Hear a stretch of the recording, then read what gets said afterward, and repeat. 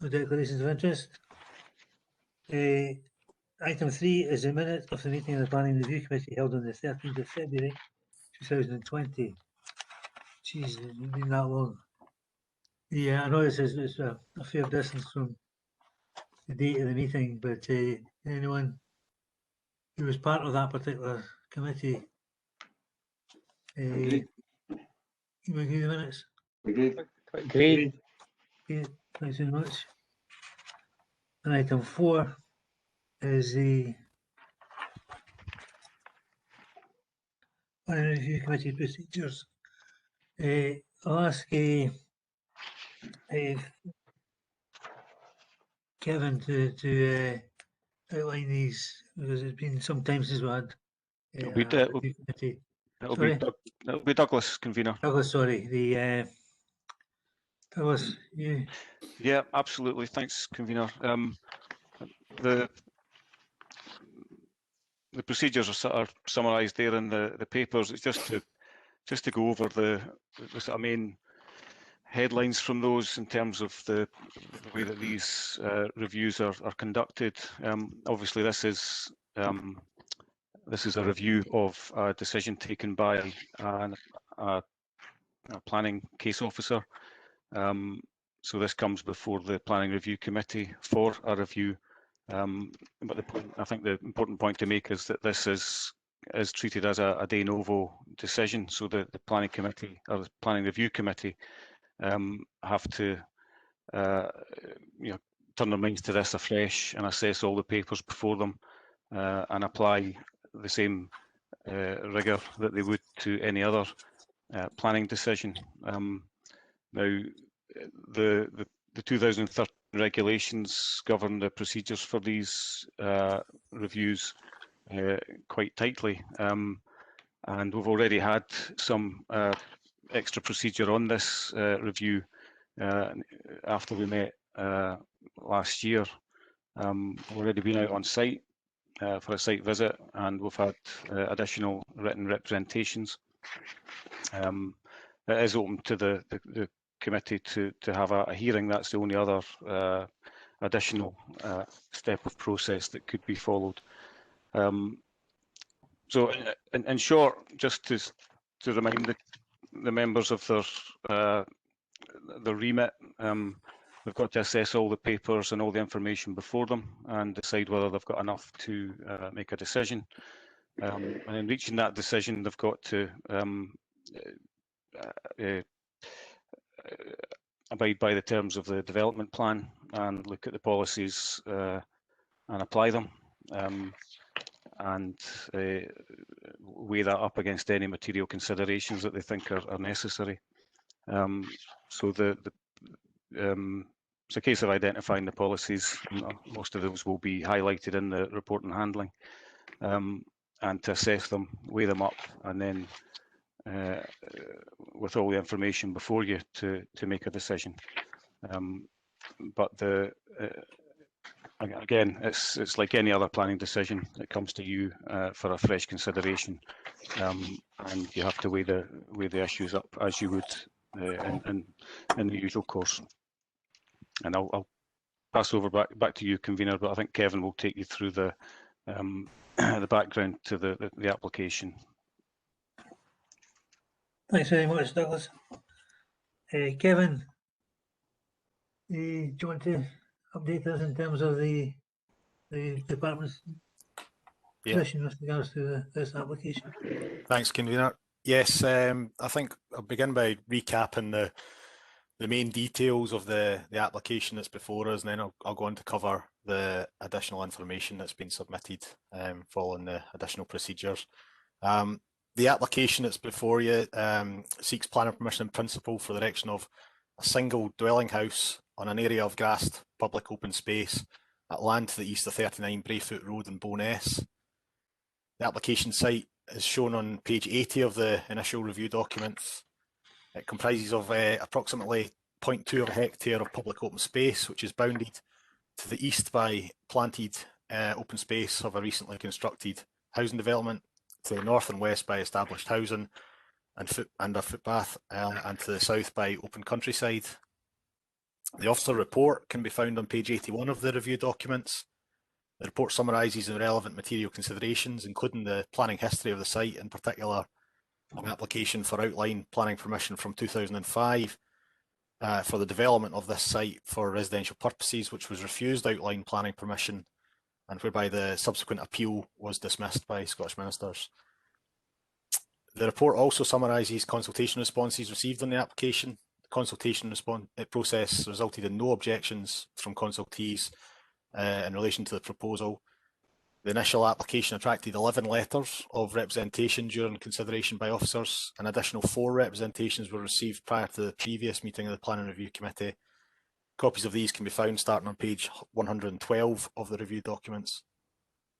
The main points raised within the representations are summarised within the officer report and include a number of concerns such as the final form of development proposed, loss of amenity, impact on wildlife, the poor maintenance of the area as existing, structural stability of the proposals and mineral stability of the site, and the loss of open space and right of access.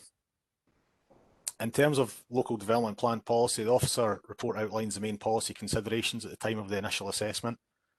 The refusal reasons in this instance are focused on the wording of policies HSG 03 windfall housing, INF 03 protection of open space, and D02 sustainable design principles. These policies require an assessment of the value placed on the area of open space within which the application site sits, and whether or not the proposed loss of this open space can be justified, and whether the proposed development would have any significant impact on the character of the area. It should be noted that since the last meeting of the Planning Review Committee, the Falkirk Local Development Plan has now been replaced by Falkirk Local Development Plan 2. The relevant policies contained within the revised development plan are policies HC02 windfall housing, PE16 protection of open space, and PE01 placemaking. In respect of the singular reason for refusal outlined in the decision notice, which can be found on page 89 of the documents, the wording of the relevant sections of these revised policies is generally comparable with the wording of the policies previously referred to in the refusal reasons. In terms of the applicant's reasons for seeking review, these can be found within the supporting statement on page 20 and 21 of the review papers. The main grounds for review focus on the applicant's view that there has been historic inconsistencies and inaccuracies in the handling of the previous applications in the site. The supporting statement suggests that the issue of the site being classed as an amenity open space area was not highlighted to the applicants during the previous 2 applications on the site. The grounds for review questions the impact of a single dwelling house in this location and states that in their view the site has never been an amenity site of any quality. The fact that the site lies in private ownership is also cited as a reason for questioning the site's current designation as open space. Members will recall that the previous review proceedings sought submission of written submissions on the rationale behind the compensatory payments required in instances whereby development will result in the loss of open space. The Development and Building Standards Manager provided a response to this matter on 27th of February 2020, which can be viewed on pages 15 to 17 of today's agendas papers. The content of this response focused mainly on the guidance set out within the Falkirk Council Supplementary Guidance Document SG13 Open Space and New Development, and reaffirms the requirement for the loss of amenity green space in this instance to be compensated at a rate of £21 per metre squared, based on a site area of 2,070 metres squared. This results in a contribution requirement of £43,470. And lastly, in response to this submission, the applicant provided their own written submissions on the 16th of March 2020. This submission seeks to highlight 4 key points for committee's consideration. Firstly, the applicant claims that the requirement for compensatory payment was not raised at any point previously. The applicant reiterates that the land remains in private ownership and questions whether it's appropriate to be categorised as open space. The applicant points out that the proposed development area represents only 16% of the overall site area. And finally, the applicant advises of a willingness for the owner to provide a footpath link across the site towards Charleston Avenue to the east. Thanks, Convener. Okay, thanks for that. Convener, could I ask a question, please? Certainly. Ken spoke here about review documents. Are we supposed to have a copy of these review documents? Yeah, these are the documents you're referring to, Kevin. It's the agenda papers from a year ago. Yeah, so I've still got my original hard copy here. It's a bit tatty, I must admit, but it's still there.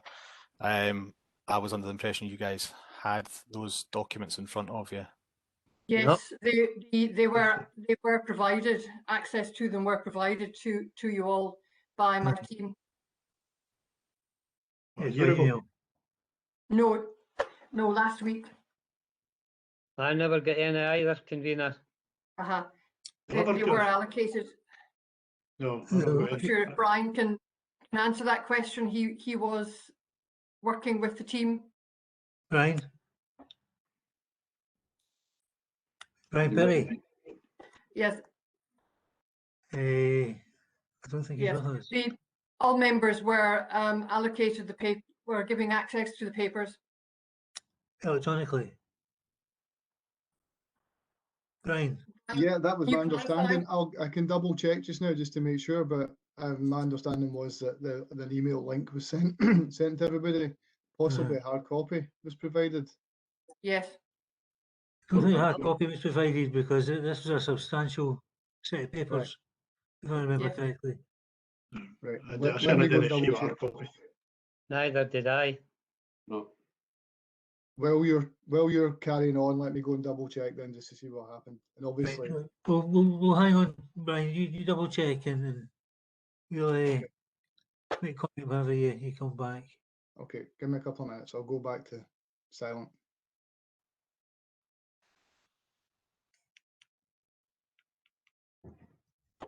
Convener, Uh-huh. convener, through your good self, I would just like to say at the very beginning that obviously this came before the review committee over a year ago. I mean, the amount of work that the members have taken on during that period means quite clearly that it's very difficult to remember exactly. Councillor Blackley's correct. I haven't got the original paperwork, and I thought that there would have been an opportunity this morning because we had a site visit then. I've got to be honest and say that I vaguely remember going out in that site visit. And I thought there might have been an opportunity this morning for members to have clear photographs that would maybe be better for us to take cognizance of that visit. And I've got to be honest with you, we haven't got the paperwork to refer to that's been mentioned by our officer. And also the fact is that in terms of the decision to ask for written submissions, which we now have, there is no opportunity that members will know then to ask questions of either the applicant or anybody else in relation to these written submissions. To be honest with you, I would even say at this stage that I would like the opportunity to go back down and have a look at this site. And I would move right at the very beginning that this goes to a hearing to give everybody an opportunity to ask questions on the salient point in relation to the open space and give the applicant a chance. But to be very fair, convener, I can't really remember what this site looks like. And in terms of obviously the officer has gave a presentation in relation to the site itself, that it doesn't ring any bells with me. So I've got to be honest and say that. And I think the fairest way would be, my own mind, would be that we have another site visit down there, and that this goes to a hearing to allow everybody an opportunity to speak. That's what I'm saying at the beginning, convener. Thank you. Okay, that's a fair comment. It has been a significant period of time since has elapsed since the first meeting. Convener, I wonder if I could come in there. Yeah, certainly. I mean, as you know, we're at these times we're trying to limit our on-site activity for good reason. as you know, the procedures relating to these local reviews are quite strictly regulated, and if there was to be a hearing, that would have to be a separate process. And you know, the committee would have to specify the matters that they wanted to be dealt with at a hearing. It's likely that any hearing would have to be done online in a similar type of format to what we've got today. That would be the only opportunity for questions to be put to either the applicant or any contributor in terms of the written submissions that have already been submitted. As for site visits, I think the Provost mentioned there photographs of the site to perhaps help jog memories. And I mean, it's possible that could be an additional item of written submission that the committee could consider, and that could be brought back to a future meeting of the committee. It would also give an opportunity for you to locate the paperwork from the previous or last year's committee as well. So these are various options open to the committee convener. It's just to make sure that these are done in accordance with the regulations. Yeah, I appreciate that, Douglas. Everything has to be conducted in a very manner which would be in line with the not just legislation but with our ethos. Jim. Yeah, convener, obviously it's a year ago, and in all probability I've still got the original papers, but they're in an office now, work from home now. And that's, and I assumed, rightly or wrongly, I thought the papers we got was all we're going to receive. And Provost Buchanan about the site, I do recall the site visit, and I recall the area because when I come back into the meeting, I'd made comments about the area, and apparently I think Brian Perry would support this. There was comments made about my comments being, I shouldn't have made them. I mean, I'll quite only say I thought that the area was an absolutely excellent complex. Every garden was spot on, and this area looked right out of place. And I did say it was a shambles, and it didn't fit in with the area. And apparently that's why I remember the site visit. It was terrible compared with the rest of the surrounding houses and gardens. And that's why I remember it. But I accept that Councillor Provost Buchanan, and maybe Douglas is right, some photographic evidence could jog the memories. Yeah, certainly I'm conscious that you've done the proper thing in terms of outlining your comments, and I don't want you to you know, sort of drop yourself in it in any way. So we'll take advice. We'll take legal advice on that aspect, and we'll take legal advice. There's Brian back. I think my order was actually eyesore rather than I think the place was an eyesore compared with the rest of it. It was actually my actual wording. I recall. Right, I appreciate that, Brian. Yeah, thanks. I've just checked. The previous papers were put in your members share folder, along with the papers for today's meeting. That's the only information I have. I don't know if Tonya can confirm, obviously, whether members were told that the information was in member share, but certainly the hard copy wasn't provided. So you get the hard copy for today, and then the previous papers were put in your member share folder. I remember it was a very, very thick file, and it would have really had to have been a hard copy. Yeah, it was about 290 pages, I think. The original. Okay, we've got insufficient notice of the paperwork. We've got a suggestion from the Provost with regards to the issue of site inspection and the paperwork. So I'm looking for some guidance from officers with regards to, and I appreciate what Douglas has said in relation to the strategic side of it, but I'm looking for some suggestions as to how we deal with this, which was probably inevitable given the fact that it's been a year since the original report went to committee. The same committee today as then. Are there any members that weren't on the site inspection because they weren't on the committee? No. Robert, were you? This is the same committee members. There was one other member, Councillor Monroe, but she is no longer a member of planning committee, so she couldn't be there. But each member was on the committee. Each member here was on the committee on the 13th. That's fine. So we're all in the same position with regards to where we are in terms of the background paperwork and the proposals for today. Convener, could I maybe suggest through your good self that this matter is continued to a further meeting to allow the appropriate paperwork to be given, and also an opportunity then, if we're not going to go on another site visit, to provide adequate photographs of the site. I would formally move that at this period.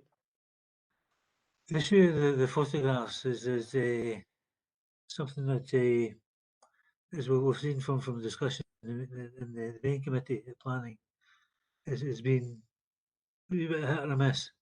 And the miss tends to be where the developer or applicant is unaware of the details of the procedure, and our officers have been challenged on site. So again, looking for a wee bit of guidance from yourself, in particular, Douglas. Convener, yes, I mean, this is obviously an issue that similar committees across the country are having to deal with, and in the interests of procedural fairness, I think both parties, when I say both parties, I mean the planning authority and the applicant, perhaps should be given a chance to submit photographic evidence, and then for that to be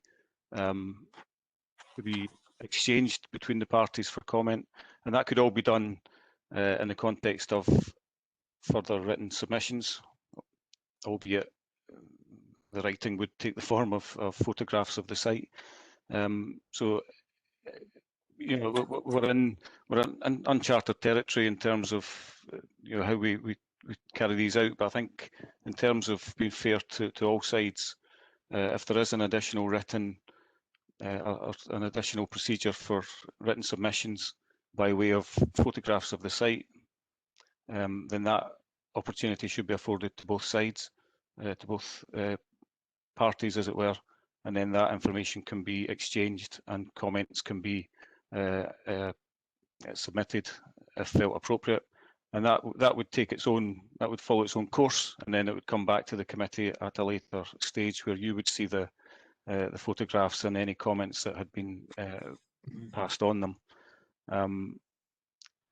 Obviously, there's the other issue was the lack of the paperwork. I don't think we need to make any written procedure on that. That will just be a case of making sure that members have all the paperwork before them the next time the committee meets.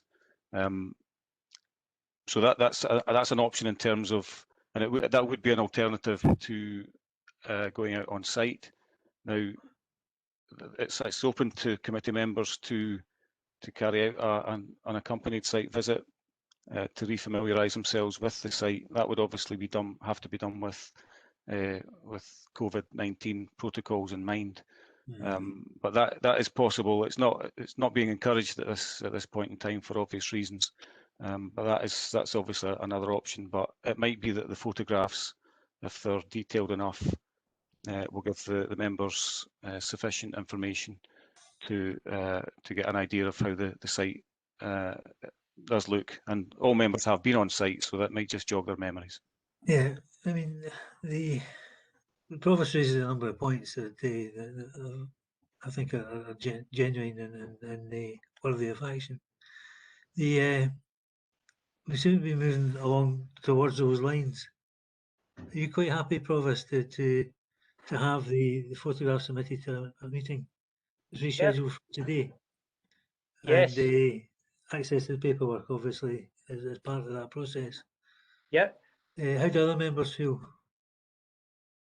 Jim? Yeah, I'm fine with that suggestion, convener. Thanks so much. Robert? I'm happy with that. I do recall the site. I can remember going up there, and it was a dead end, if I remember.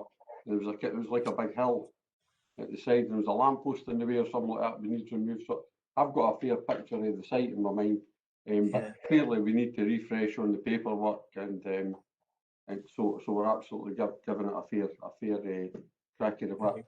So happy to agree that. What we'd like, though, is as well as that is the timetable set for considering the application with the photographs. I wonder if I could maybe just come in briefly, convener, just to confirm what Brian had previously mentioned. I'm looking at the email from Jack Frawley for clarification dated 24th of February, and Jack has contacted each of you and detailed that the agenda, when the agenda was issued, and that they would also be in electronic location on your member share. So I understand that you also had in your member share been issued with the previous papers. They had been placed there as well. But it's just for your clarification on that way. We will check whether or not set paper form was sent, but certainly electronic was placed in your member share.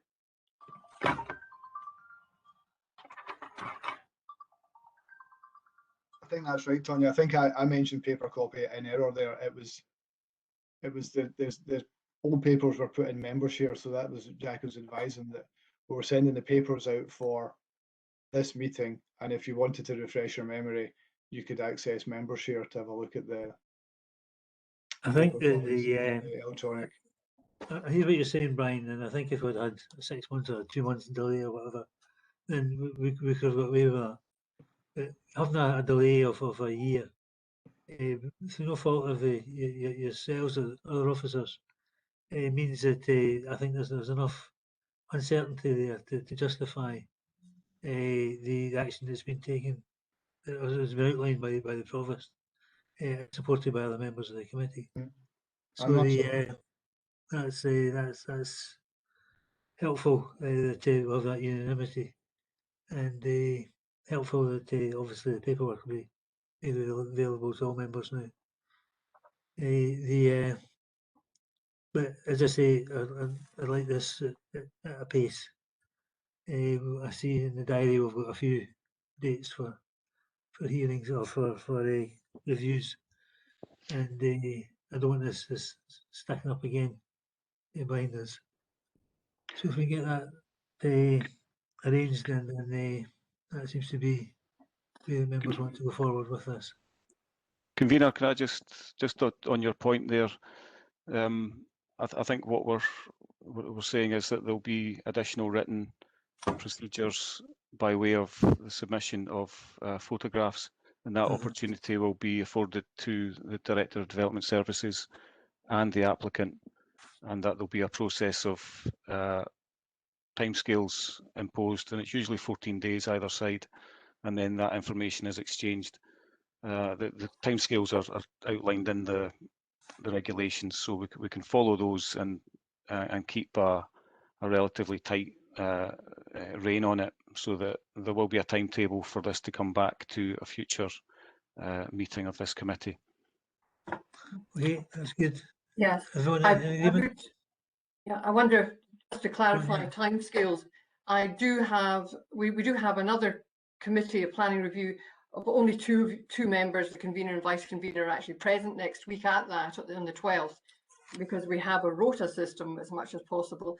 But just to clarify that because of the timescales that Douglas is talking about, it would be very unlikely that we're talking about this month. I'd be looking for other dates from yourself, the convener and deputy convener, in order that I could set up a specific meeting, most likely next month, for this application to be back up again, because we need a couple of weeks for each person who responds to the photographs to get their responses back and for them to be submitted back to a future meeting. Is there not a meeting Just to arranged for the clarify that. 24th of this month? Pardon? Is there not a meeting arranged for the 24th of this month? There are some these are dates that I'm trying to use to set up meetings, so that's why they're in your diary. But it's dependent on me getting other members, the necessary other members to make a quorum. So the confirmed meeting at the moment is the 12th, but I have the 19th as another provisional date for a meeting, which is in your diary. But based on what Douglas has mentioned in terms of the amount of time we need to consult with different bodies, there wouldn't be enough time. Most likely this month. I think Brian wants to come in there. Brian. Yeah, it was simply to say that the 24th was an option, but I think that's now been taken as an option for a potential meeting of council, subject to discussion with officers, group leaders, and of course the provost. So I wouldn't think the 24th is something we could look at. Right. Okay. The well, you know the views of the committee. Take them away and try and accommodate as much as possible. Can we agree that? Agreed. Form of action. Agreed. Agreed. Okay. Well, thanks very much, folks, for your cooperation this morning. I kind of thought this would be a difficult one for members because of the time scale. But we'll see you soon and safe journey. Stay safe. Okay, thank you. Thank you, convener. Thank you.